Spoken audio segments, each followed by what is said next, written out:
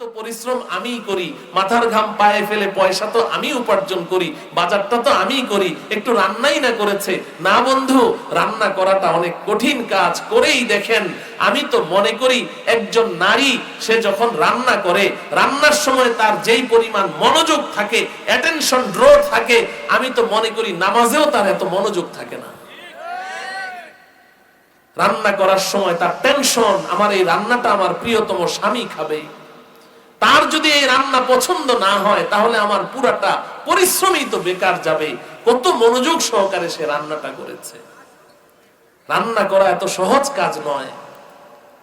আমি আমার জীবনে একদিন ভাত রান্না করেছি, তরকারি তো প্রশ্নই ওঠে না।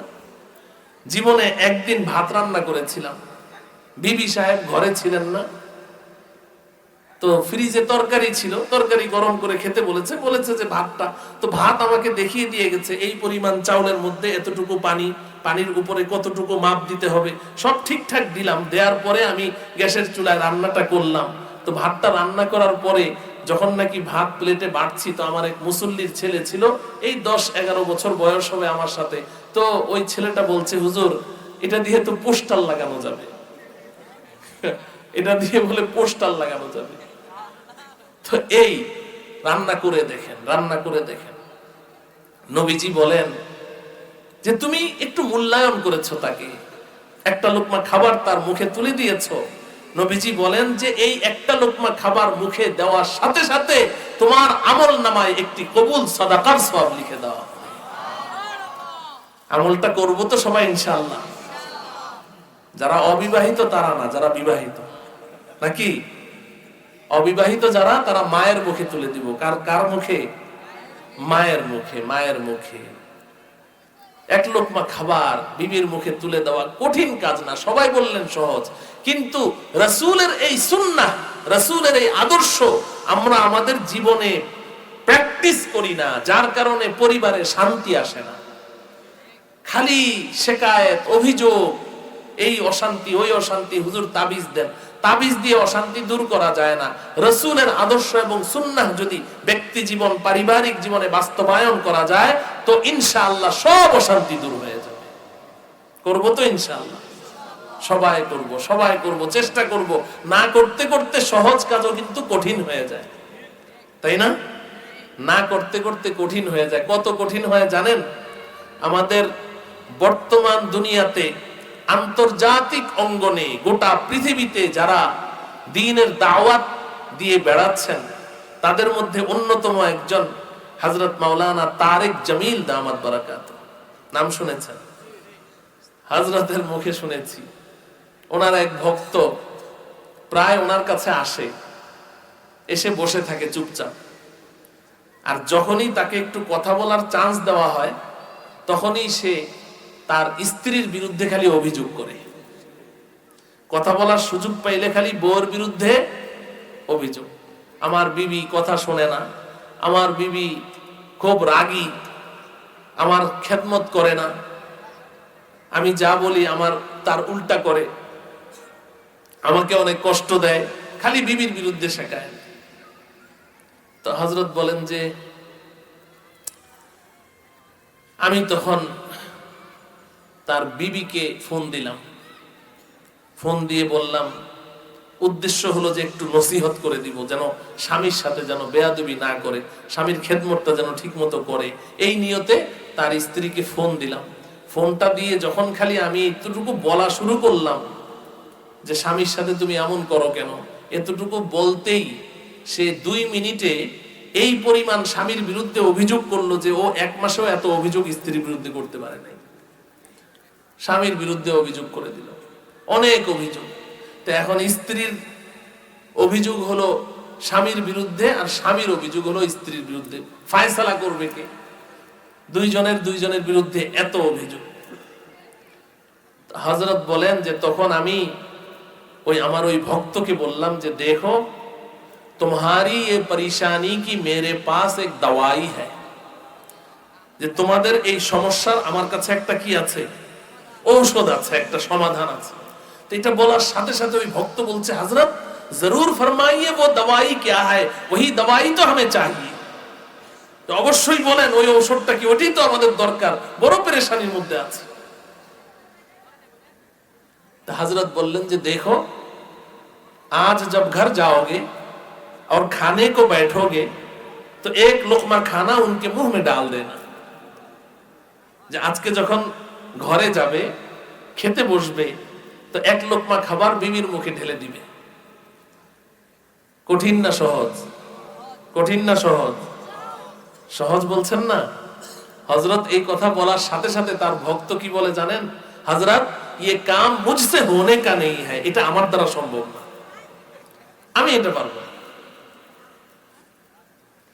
হযরত বলেন যে আমি তাকে ধমক দিয়ে তুলে দিলাম, যাও উঠো, यही तुम्हारी दवाई है, यही करना है, जाओ चलो यहाँ से, যাও, এটাই ঔষধ।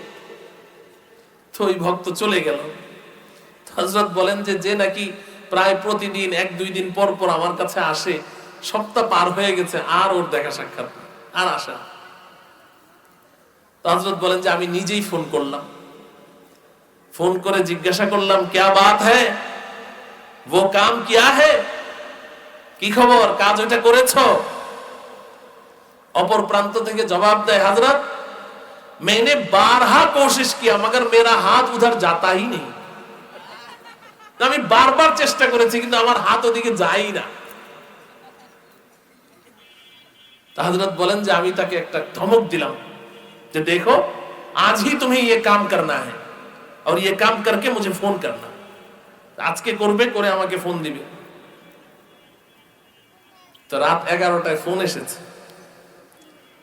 ফোন করে বড় উচ্ছ্বাসের সাথে খুব আনন্দের সাথে বলছে হযরত আলহামদুলিল্লাহ मैंने वो काम कर लिया, আলহামদুলিল্লাহ আমি কাজ তো এটা করে ফেলেছি। মনে হয় যেন আকাশের চাঁদ হাতে পেয়ে গেছে। তো হযরত বললেন তো फिर क्या हुआ, কাজ তো করেছো, রেজাল্ট কি? तो से बोलছে हजरत मैंने एक लुकमा खाना तो उनके मुंह में डाल दिया मगर आंखें बंद करके डाला। লজ্জায় মরে যায়, কোনদিন তো করেনি, আমি চোখ বন্ধ করে দিয়ে দিয়েছি মুখে, লোকমাটা তার মুখে চোখ বন্ধ করে দিয়েছি। তো হযরত বলছেন फिर क्या हुआ, এরপরে কি হলো? বলে যে হযরত চোখটা যখন খুললাম, খুলে দেখি আমার বিবি এতটা বিস্মিত, আশ্চর্যান্বিত, কিংকর্তব্য বিমূঢ় যে যার সাথে প্রতিদিন লাগে ফাইট, সে আজকে আমাকে লোকমা দেয় মুখের মধ্যে, সে এতটা অবাক। আমি তাকিয়ে দেখি সে ওই লোকমা খাবারটা চাবায়ও না, গিলেও না, তাকিয়ে দেখি ওইরকম হা এভাবে বসে আছে। আমি তখন তাকে বললাম যে দেখো मैंने तो तुम्हारे मुंह में कोई जहर नहीं डाला, আমি তোমার মুখে তো কোনো বিষ ঢেলে দেইনি, जो खाना मैं खा रहा था वही तो डाला है, যে খাবারটা খাচ্ছিলাম সেটাই তো দিলাম, খাও, খেয়ে নাও। তো এরপরে তার বিবি খানাটা খেলো, খাওয়ার পরে যে কথাটা বলল ওই কথাটাই আপনাদেরকে আমি শোনাতে চাই।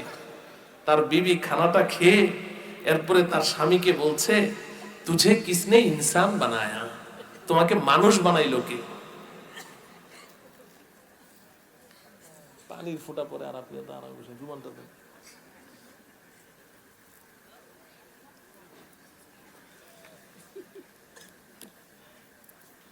বৃষ্টি পড়ে। মুহতারাম হাজরিন, ঘটনা এটা মনে পড়লো তাই বললাম। আমি তো ঈমান বুঝাচ্ছি আপনাদেরকে, ঈমান। তো নবীজি সাল্লাল্লাহু আলাইহি ওয়াসাল্লাম বলেন ওয়া আন তালকা হাত্তা আন তারফা লুকমাতান ফি ফিমরাতিকা সাদাকাতুন, যে তোমার বিবির মুখে একটা লোকমা খাবার তুলে দিয়েছো কিন্তু তুমি ঈমানের মালিক, তোমার মধ্যে ওই যে এক আছে, অতএব তুমি এই লোকমা খাবারটা দেয়া মাত্রই তোমার আমলনামায় একটি কবুল সাদাকার সওয়াব লিখে দেওয়া হবে। আজকে থেকে আমলটা শুরু করব তো ইনশাআল্লাহ। আল্লাহ রাব্বুল আলামিন আমাদেরকে তৌফিক দান করেন। তাহলে ঈমানের মূল্য এত বেশি। কিন্তু আমার প্রিয় ভাইয়েরা, আমাদের সমাজে কিছু মানুষ এমন আছে যারা নিজেদেরকে ঈমানদার পরিচয় দিতে স্বাচ্ছন্দ্য বোধ করে না, নিজেদেরকে ঈমানদার বলে পরিচয় দেওয়াটা পছন্দ করে না। যদি তাদেরকে যদি বলা হয় যে তোমাকে অমুক আলেমের মতো দেখা যায়, অমুক হুজুরের মতো দেখা যায়, সব সময় ক্লিন শেভ করে তো 2-3 দিন ব্যস্ততার কারণে দাড়ি শেভ করতে মনে ছিল না, এখন একটু একটু কাটা কাটা দাড়ি বের হয়ে গেছে। তো এক বন্ধু দেখে বলে যে কিরে হুজুর হয়ে গেলি নাকি? তো মনটা খারাপ, হায় রে আমাকে হুজুর বললো, মন খারাপ হয়ে যায়। আর যদি একেবারে সুন্দর মতো ক্লিন শেভ করে কমপ্লিট স্যুট পরে বের হয়, আর যদি বলে যে বাহ তোকে দেখতে তো একেবারে বিল ক্লিনটনের মতো দেখা যায়, হ্যাঁ এখন খুব ভাল লাগে। এই অমুসলিমদের সাথে যদি তুলনা করা হয় তো খুব পছন্দ করে, কিন্তু ইমানদার মুসলমানদের সাথে তুলনা করলে ভালো লাগে না। এরকম সমাজে এই নামধারী কিছু মুসলমান আছে না নাই?